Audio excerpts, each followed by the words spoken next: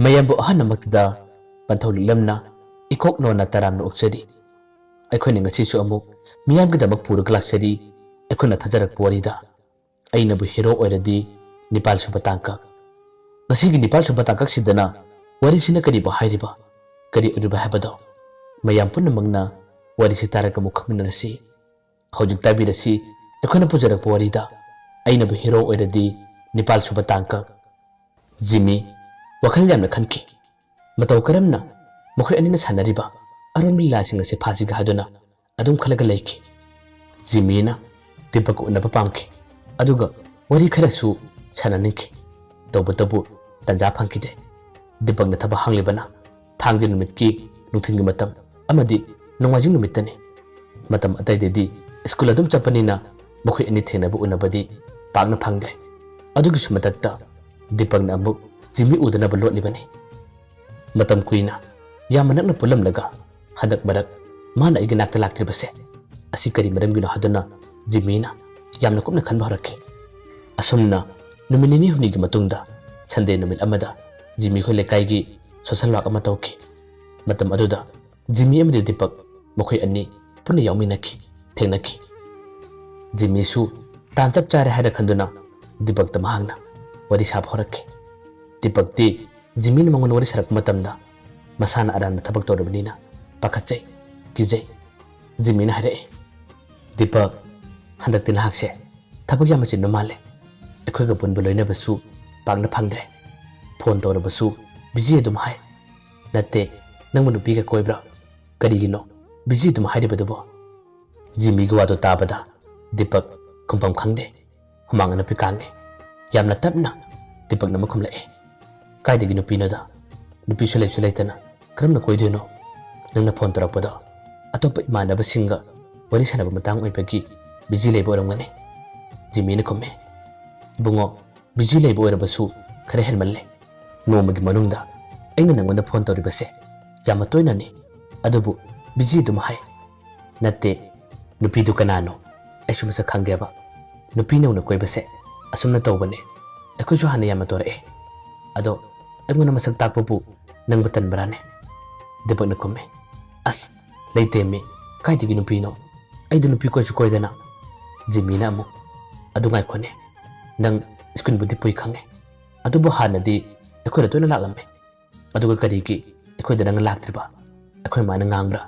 ekhoi babung na chaibra natraga kadi tobu yorage ekhoi da laklam laga nang tumila maleri budana Deepak handakti kari haigani kari khumgani Deepak lat tawraga amku su khumli as itaw nang wakal lana khalle aise thaba kana sin bagini adugi aina sum laktabaneba hoi hore nung thinbadi ekhoi ni punsi ngasidi ai thabak leite thaba hangeba Jimmy na khumme ado nang na hana hairamba ekhoi sai khoi gi mamanabi ma haibado hojik aina semira gadabane ado nang nupi koide hairabani na koyuko Deepak na as talliko ai nupi koi batalle hairukino Jimmy na kaisum tawraye aigi sai gi manabido yamna phabane ai haenge payuko ai phone tawge asumna hairaga Jimmy na ngan thoida phone tawna batore Deepak na khame as tawnu haibane kino nang tori dubo tawnu haibane Jimmy na kaisum tawraiba ai ngan thoida haigeba Deepak na phanakana khamna bo hanabane adubu khamba ngamte Jimmy na ngan thoida phone tawre ngan thoi su phone pekhalae ngan thoina phone pekhalapaga Jimmy na speaker on tawe aduga Jimmy na hare ngan thoi kedorino ngan thoina ai chumna chumne rambane kedorage Jimmy na amu adu ngan thoi ai nangwanda wa ma haige akhoi imanaba Deepak to nakhoi imanabi amatang khangnage haduna aingonda ngange ado nangu mateng khara pangbiyo haibabu kari khange Jimmy gwa to tabada ngan thoi karimata khomde aduga magi manakta Deepak lei habadi ngan thoi na khangmanate Deepak na amuk Jimmy de khutum na suri aduga lona haire as haino haibane haduna tawri Jimmy su khana tawri bane ngan thoi na karimata khumlakta bada Jimmy na hange ngan thoi kedorage wamata haidibadabo Deepak ki nupi amata pateng pangbiyo haibane mase nupi amata koihallo haduna ingona ngana ngangle ado namu kari khale banaba ngan thoina tamna khumme hoi mana bu pam labadi ai mateng pang bigeda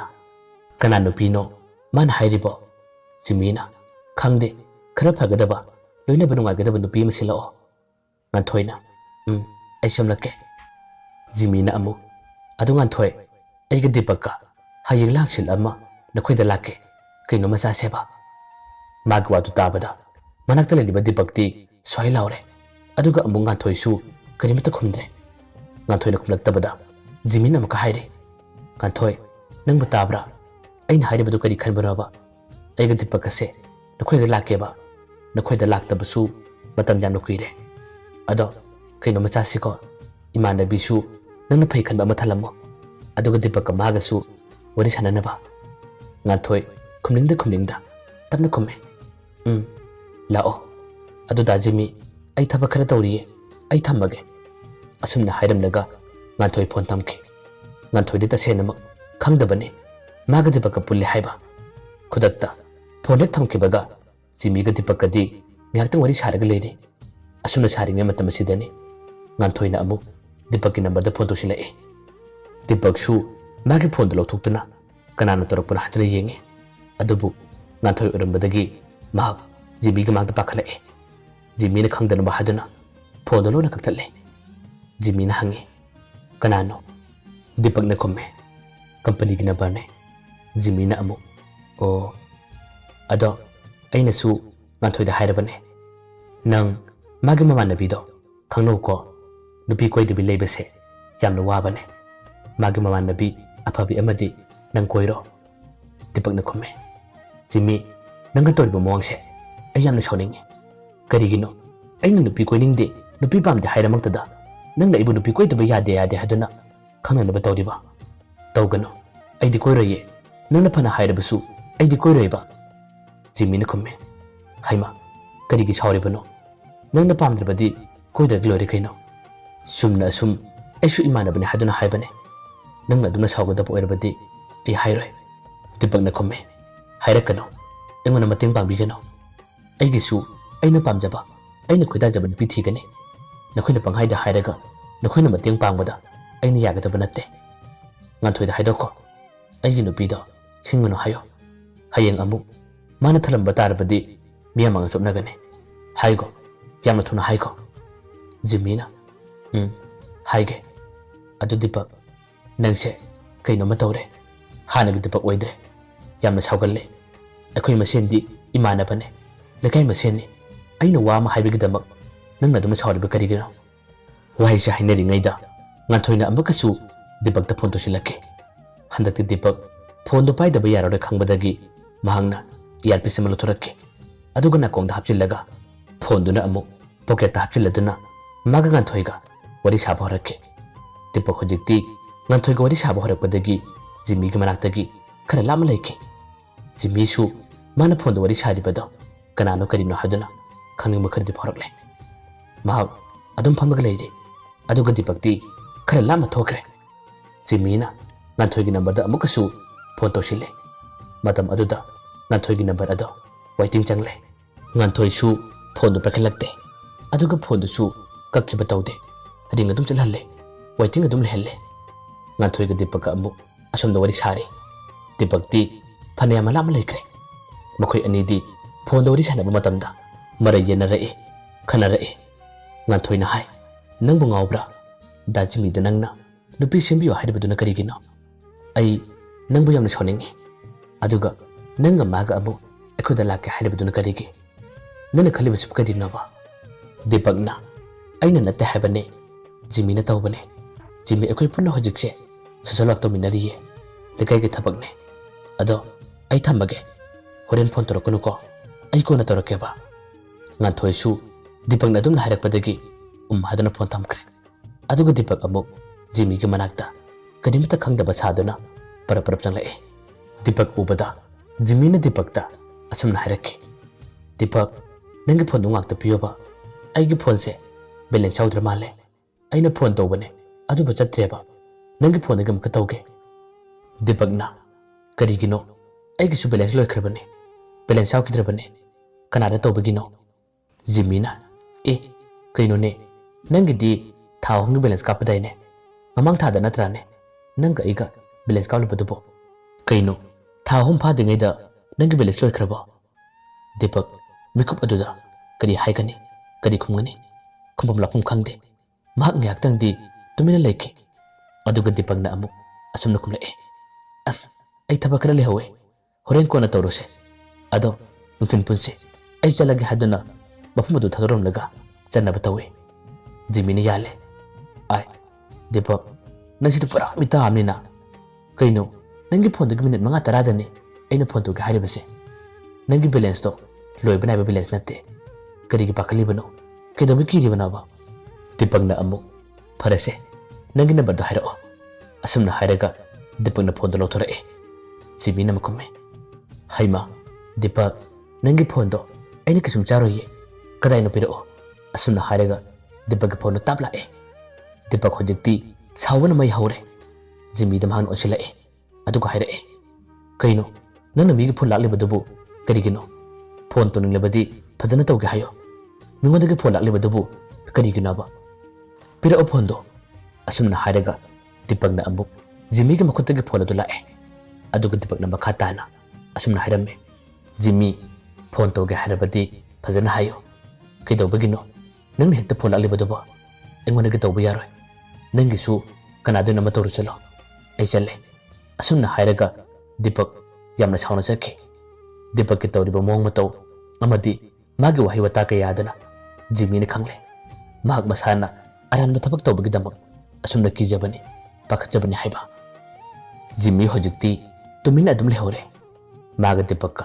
baring hagi na ringai wakan ngang na ringai da Jimmy gi number da su message amala amle message to su kanagina haduna yengi adubu nganthona tharak message oramki nganthona asumna hairame ta Jimmy ai inega wari sanaramane aduda aina phone pai biya da badagi farak ta duna pai kidabane nang saunu ko asumna tharak bane message to papada Jimmy mai hauna saure adubu asaw badi karimatu uthoktana thamonu da mahagna tumina dum khangke lekai gi social work adu lor bakanda Jimmy mayum da halagle leitapam khangdabana Roji da phone tawe Roji phone pakalai phone pakalak matamda Jimmy na hange Roji kari kari pau tage Roji na kumme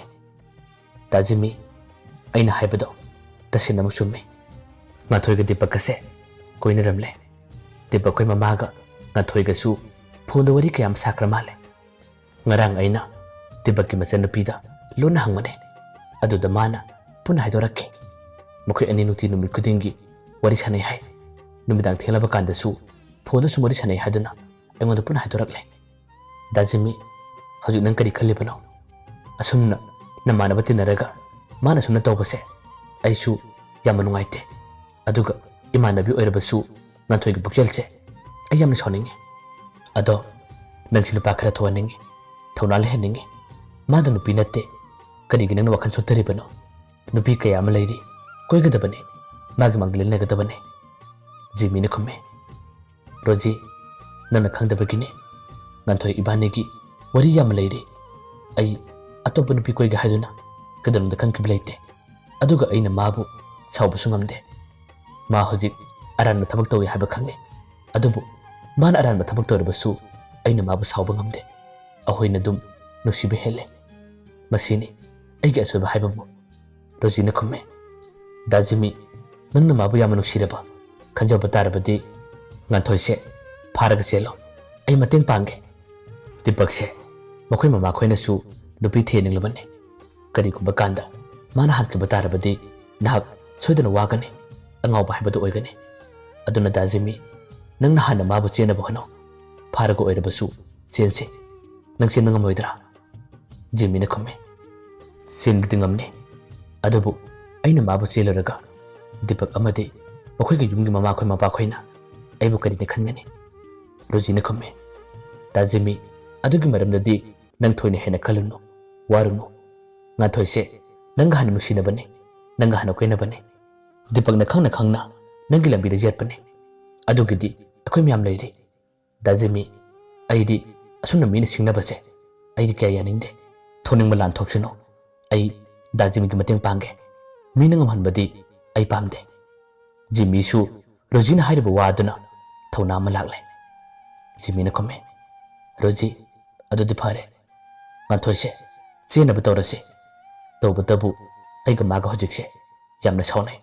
अदुना अइना मंगन उनसे हाबदी माना यारकदबो मानदे नंगना मुतंग मतेंग पांगबिरगा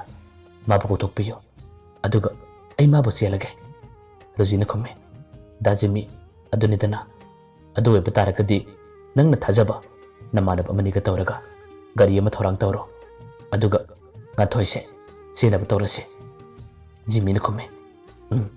आई थौरांग तौरगे असुमना Jimmy अमदि रोजी worry कया अमा खनरी करीबो थोलगबा गांथोइ फारगा चेनबसिबु ngamgodoribara bayambo aroibada amukana kurumjari mathanga takakta warisina kari tholaga bahibado mayam punanga minarasi